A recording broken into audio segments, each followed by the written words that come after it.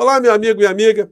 Eu resolvi fazer esse papo extra aqui com vocês porque a nossa luta contra a insanidade é, ao mesmo tempo, um combate permanente a favor da democracia aqui no nosso país. E desde que os vídeos da delação premiada de Mauro Cid começaram a circular por todos os lados, nós estamos vendo que a extrema-direita está distorcendo o conteúdo, está intoxicando uma parcela muito importante da sociedade brasileira para descredibilizar as instituições, que é a única coisa que eles fazem nesses últimos tempos aqui no nosso país, para tentar salvar uma série de criminosos da cadeia.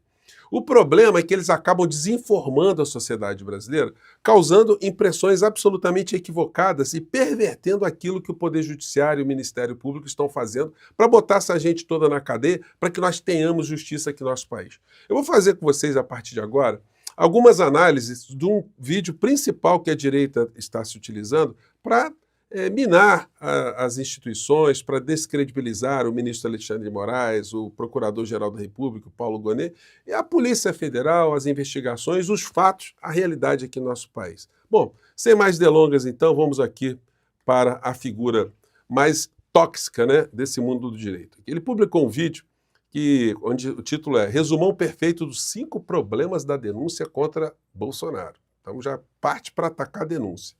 Como se nada tivesse acontecido no Brasil. Tudo que nós vivenciamos nos últimos anos foram fatos que não existiram, frutos da nossa imaginação. Mas vamos aqui à fala dele.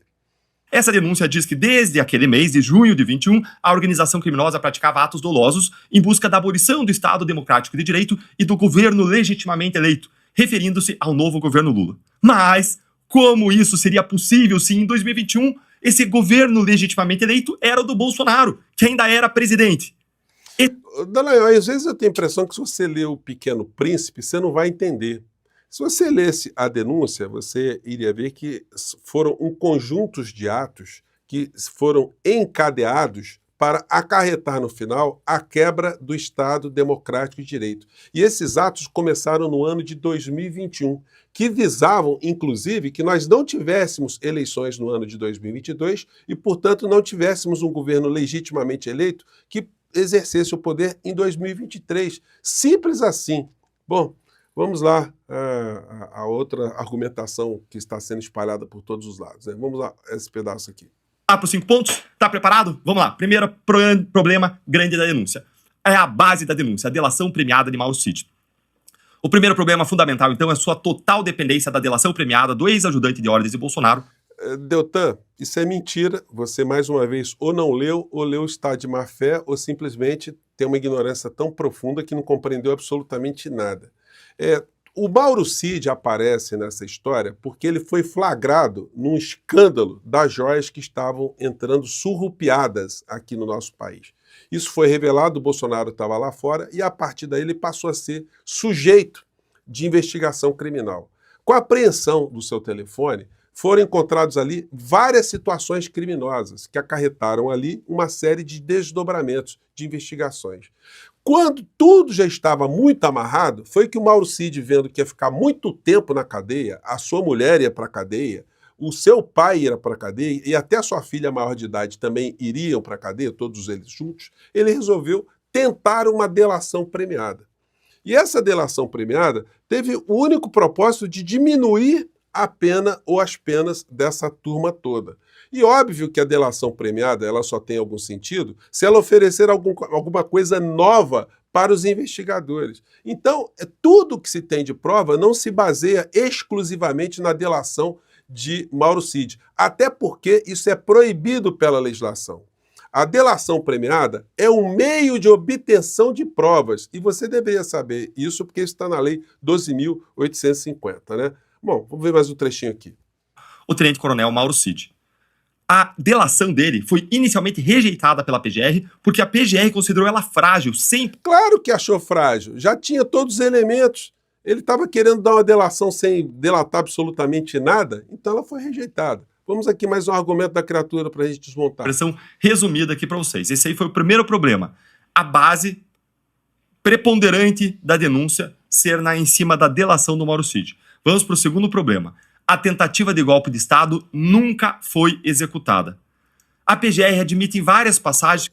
Dallagnol, isso já está superado. O intérprete da legislação aqui no nosso país, no mais alto nível, é o Supremo Tribunal Federal. E o Supremo Tribunal Federal entendeu que os atos todos que foram realizados, eles já materializam uma tentativa de golpe. Porque se a materialização acontecesse, ou a consequência total acontecesse, eu não estaria aqui falando com você, nós já estaríamos já numa ditadura há muito tempo.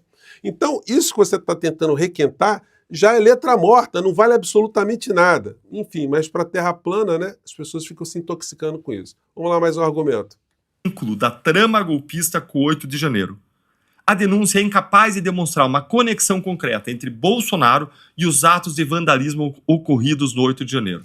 Isso quer dizer que não houve uma vinculação em tudo aquilo que o Bolsonaro fez, que ficou documentado na denúncia da Procuradoria-Geral da República, em 8 de janeiro? Deltan, se você fosse vivo na época da Alemanha, da Segunda Guerra Mundial, você, se fosse um analista de então, você iria absolver o Adolf Hitler, né? Porque também não há nenhuma ligação direta, você não consegue ver nenhuma ordem de Hitler para fazer campo de concentração. O Hitler jamais visitou um campo de concentração, nunca teve uma cena de Hitler matando alguma pessoa, ou colocando a pessoa dentro de um vagão, ou ligando uma torneirinha de gás. Nunca houve absolutamente nada disso. No entanto, não aconteceu nada disso, Dallagnol?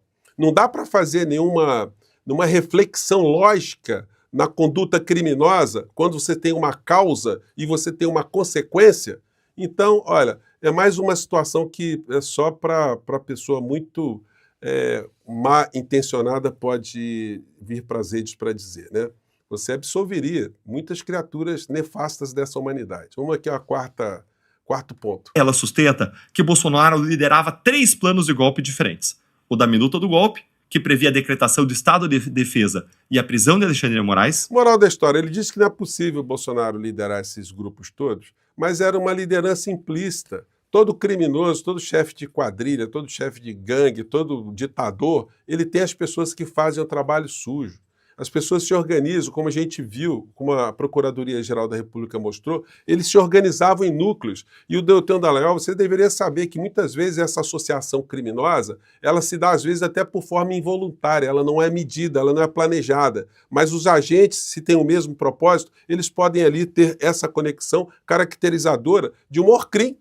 Então, enfim, mais um argumento totalmente de má fé, né? Não posso ver de outra maneira. Vamos ver aqui mais um ponto. Transcorre em toda a denúncia, ele é transversal a toda a denúncia, que é a criminalização da liberdade de expressão e do direito de crítica. A denúncia ela tenta transformar críticas ao sistema eleitoral e ao governo em prova de intenção golpista, mais a tempo. Dallagnol, não foi uma opinião. O Bolsonaro fazia live com o delegado da Polícia Federal, com peritos, dizendo que tinha inquéritos que mostravam que tinha hackers, que tinha invadido o sistema eleitoral, descredibilizando. Isso não é opinião. Ele reuniu embaixadores e mostrou para os embaixadores também uma série de teorias conspiratórias dizendo que o processo eleitoral do nosso país era viciado, que nem em 2018 havia garantia dele ter ganhado as eleições só num segundo turno, que ele teria ganho no primeiro turno. Além de outras tantas coisas materiais, fatos que aconteceram, que não são meras opiniões, não são exercício da liberdade de expressão. Tudo isso conectado através da denúncia que o Procurador-Geral da República e a sua equipe, que eu estou vendo que são muito mais competentes e estudiosos que o senhor, enfim, que de fato criam essa grande interrogação. Como é que o senhor passou num concurso público para estar hoje falando tanta coisa, ter pertencido a uma instituição, e não é à toa que o senhor saiu dessa instituição? Eu quero compartilhar aqui com vocês aliás, é o seguinte, né? Se colocar o Deltan e o Malafaia falando, não vou nem colocar vídeo do Malafaia aqui, ele fala as mesmas coisas, tá? O Malafaia com muito mais veemência do que o Deltan Dallagnol, mas os dois estão unidos aí. A ignorância na terra plana do ponto de vista do direito, ela é uma coisa fenomenal, né? Eu separei aqui para vocês a abertura do depoimento de Mauro Cid, onde o ministro Alexandre de Moraes, depois de receber uma série de informações da Polícia Federal que mostravam que eram desencontradas as falas de Mauro Cid com os fatos que estavam sendo revelados, portanto, a delação dele iria ser liquidada, extinta, ia cair, e ele seria condenado por penas mais altas. Então o ministro Alexandre de Moraes dá uma aula aqui nessa abertura aqui das consequências do que levou essa situação a acontecer. Vamos acompanhar. Base da investigação onde vários documentos foram juntados aos autos, onde celulares, mensagens de celulares, mensagens de computadores, os novos laudos foram juntados, se percebeu que há uma série de omissões e uma série de contradições, e eu diria aqui, com todo respeito, uma série de mentiras na colaboração premiada. Isso fez com que, e dentro da lealdade processual que cabe a todos nós, magistrados, membros do Ministério Público e advogados, isso fez com que, na terça-feira, a Polícia Federal encaminhasse um relatório dizendo, abre aspas, o cotejo dos elementos probatórios identificados revela que o colaborador omitiu informações relevantes para o esclarecimento dos fatos investigados, em tentativa de minimizar a gravidade dos fatos, fecha aspas. A partir disso, eu solicitei ao eminente Procurador-Geral da República, na própria terça-feira, um parecer sobre a questão. O Procurador-Geral da República, analisando essa questão, analisando até aquele momento o descumprimento, abre aspas, o descumprimento dos termos acordados torna necessária a medida mais grave ante a existência de indícios concretos da atuação de Mauro César Barbosa Cid como articulador de atos voltados à abolição do Estado Democrático de Direito. O Procurador-Geral da República conclui solicitando, manifestando-se, pela decretação da prisão preventiva do colaborador. Por que fiz esse breve resumo? Porque essa audiência foi convocada como mais uma tentativa de permitir ao colaborador que preste as informações verdadeiras. Ou seja, o Mauro Cid foi flagrado na mentira. Qual era a alternativa? Ou ele insistir na mentira e perder os benefícios da delação, ou ele simplesmente falar a verdade já conectadas, ou verdades conectadas com aquilo que a Polícia Federal tinha acabado de descobrir. Ao pedido da Polícia Federal, já há o parecer favorável da Procuradoria-Geral da República pela imediata decretação da prisão, do retorno à prisão do colaborador. Então, aqui é importante, e exatamente por isso, a fim de possibilitar uma reflexão maior do colaborador com seus advogados, para que esclareça omissões, contradições na sua colaboração, sob pena não só da decretação de prisão, como também da cessação da consequente rescisão da colaboração, e eventual rescisão englobará, inclusive, a continuidade das investigações e responsabilização do pai do investigado, de sua esposa e de sua filha maior. Eu gostaria de saber se o colaborador está plenamente ciente das consequências da manutenção dessas omissões e contradições. Então, gente, é isso. O magistrado tem que fazer essas advertências a alguém que está nessa situação. E lembramos que, eu lembro a vocês, que o Mauro Cid esteve o tempo todo acompanhado de uma equipe de advogados de grosso calibre, gente experiente, gente que não ia deixar nenhum tipo de ilegalidade, ou nenhum tipo de constrangimento, coação ou violência acontecer contra o seu cliente. É simples assim, mas essa gente da Terra plana, eles estão tentando intoxicar cada vez mais a mente de muitas pessoas, né? E eles conseguem fazer isso, mas eles não vão conseguir evitar a pena máxima que vai cair nas costas do inelegível, o chefe da Orcrim, o senhor Jair, o Jair Beuzebul. Eu fico por aqui, gente. Um grande abraço. Tchau.